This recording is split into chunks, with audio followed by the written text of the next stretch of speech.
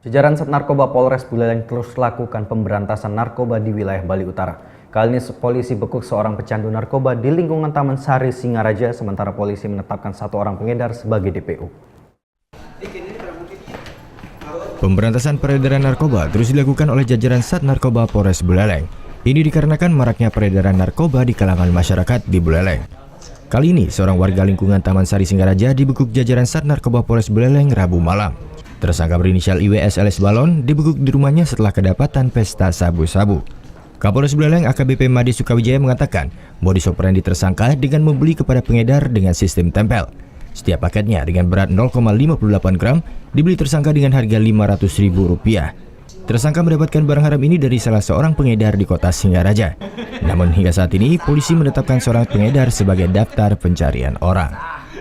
Jadi ini kita kenakan bukan sebagai pengedar, dia itu pemakai. Untuk pengedarnya sendiri masih kita kembangkan. Nama, tempat, alamat kita sudah tahu, tapi begitu ini ketangkap, pengedarnya langsung lari. Sampai sekarang masih belum ketemu. Kita jadikan DPO.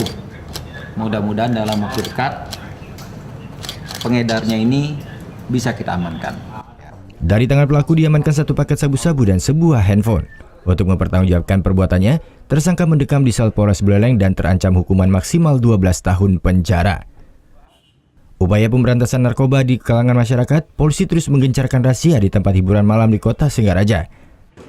Sebelumnya, Polres Buleleng mengamankan 2 orang pekerja hiburan malam yang positif menggunakan sabu-sabu. Putu Wijana melaporkan untuk NET.